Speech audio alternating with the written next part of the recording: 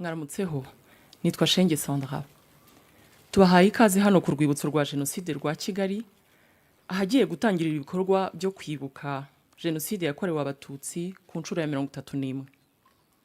Turatangirana no gushyira indabo kumva no kunamira abazize Jenoside yakorewe Abatutsi. Hanyuma dukurikizeho gucana urumuri rutazima ruzamara iminsi 100 rwaka hano ku rwibutso. We welcome you to the Kigali Genocide Memorial.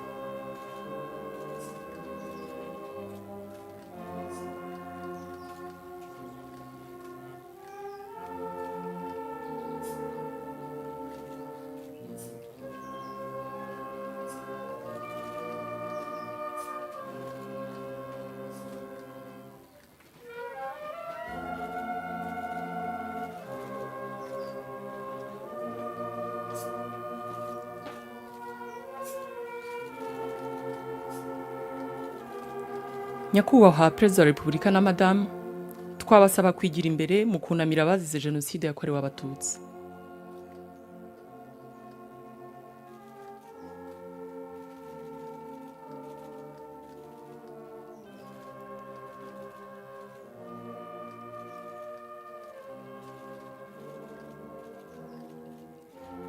May I now invite Your Excellency Charity Manyeruke, representative of the Diplomatic Corps, to step forward and pay your respects.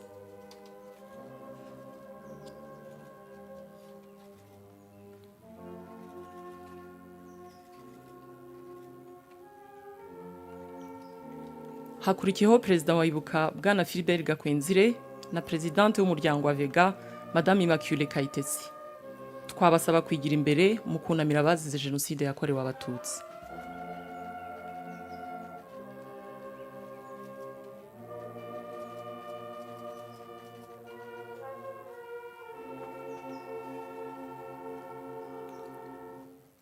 Tugiye gufata umwanya wo kuzirikana abazize Jenoside yakorewe Abatutsi. We will now observe a moment of silence.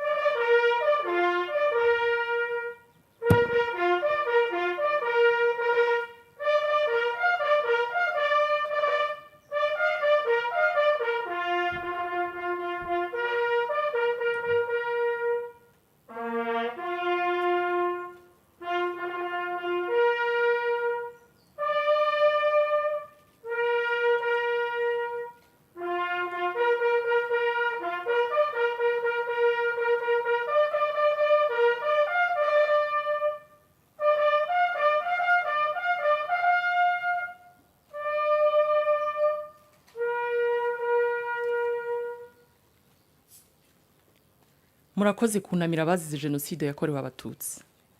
Nyakubahwa Perezida wa Repubulika na madamu, mutwemerere twerekeze ku gicaniro cy'urumuri rutazima. We will now proceed to the flame of remembrance.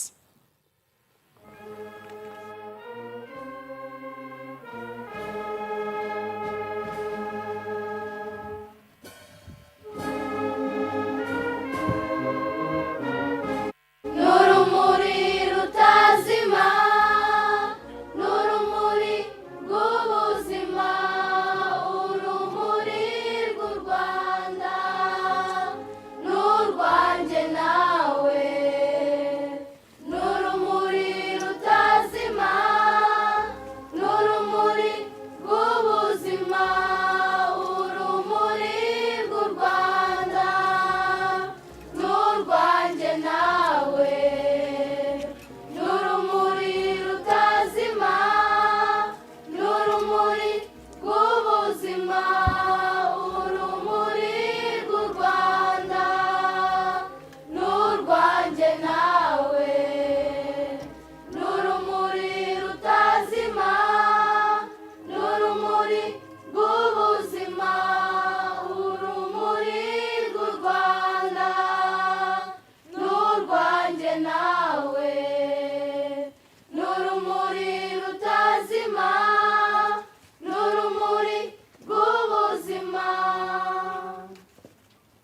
perezida wa repubulika na madamu, uru rumuri mugiye kuducanira uyu munsi ni ikimenyetso cy'ubutwari bw'abanyarwanda mu nzira yo kwiyubaka mu myaka 31 ishize, tuva mu mwijima wa jenoside tugana imbere heza.